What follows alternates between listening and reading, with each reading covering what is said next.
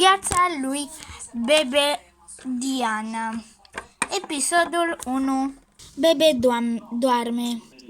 Bebe Diana s-a trezit și acum ea merge către bucătărie ca să mănânce. Bebe Diana a venit în bucătărie și acum ea spune: Tataie! Da, draga mea, spuse tataie al meu cu fericire. Mă ții și pe mine în brațe? Desigur, fata lui tataie, zise tataie.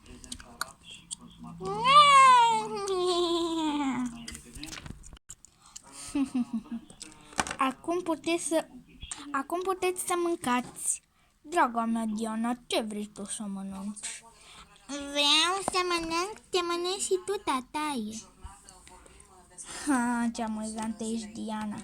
Tati, lasă-mă în pace. Bun.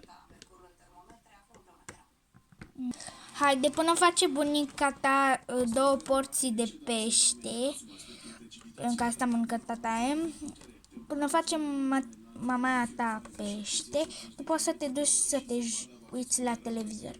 Bună idee, tati. Haideți să mă uit la desene. Tataie, îmi dai și mie pe desene, că eu nu știu. Bine.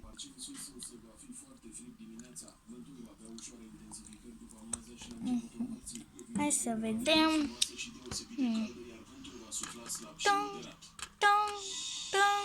La ce desen vrei să te uiți, Diana? Eu vreau la Mickey Mouse. Bine, atunci la Mickey Mouse. Gata, am dat la Mickey Mouse. Mersi, tataie. Draga lui tata. Când Diana avea 4 ani, de fapt, când Diana avea 6 ani,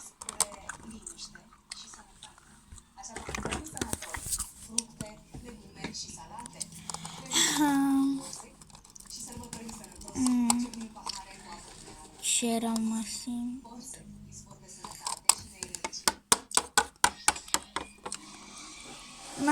Mama, da?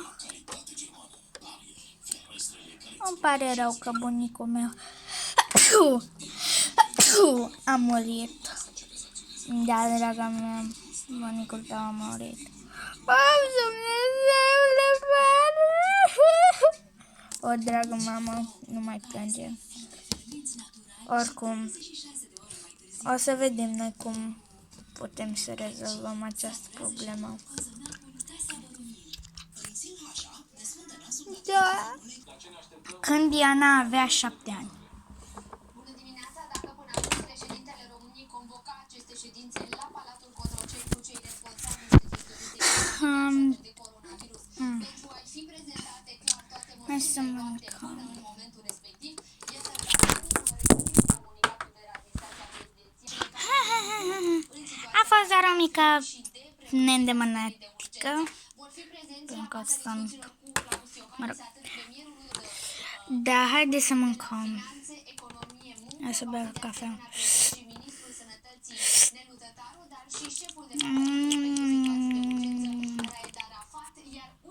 Când Diana avea 8 ani.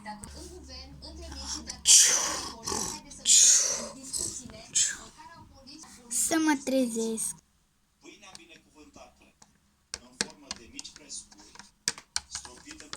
Bună dimineața! Bună dimineața, draga mea.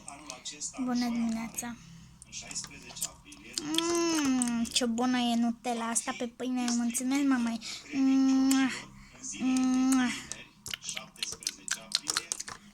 Mai sunt câteva zile și după o să te poți duce la școală. Pe 15 mai ziceau. Da, ai dreptate, pe 15 martie zice. Nu martie. Mai ziceau că o să treacă carantena asta. Of, Doamne, dar ar Dumnezeul și Sfântul să ne salveze. Da. Da, mama, ai dreptate. Mă duc să văd ce face iconița mea după pernă. Au. Ha, ce bine că e în regulă. Au. Și cam atât a fost cu acest videoclip. Nu uitați să dați like și subscribe. Și aceasta a fost o zi din viața mea pe scurt. Da, și vreau să vă spun ceva. Eu nu am mamă, pentru că mama mea m-a părăsit de la 9 luni de când m-am născut. Mama a avut grijă de mine cu tata ei și cu tati. Și tati a fost foarte bun cu mine, la fel și tata ei și mama ei. Dar tatăl meu a murit la 6 ani, așa că vă spun, l-au omorât doctorii pentru că au fost niște doctori foarte răi.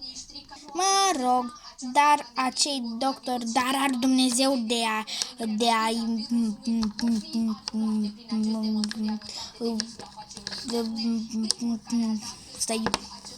să aibă coronavirus. Dar ar Dumnezeu și măicuța Domnului. Mă rog. Da, și cam acesta a fost videoclipul. Nu uitați să dați like și subscribe, am spus-o încă o dată. Și like, doar like, haideți să strângem la acest videoclip 1.000.000 de like-uri, încă 0 abonați și să vă abonați.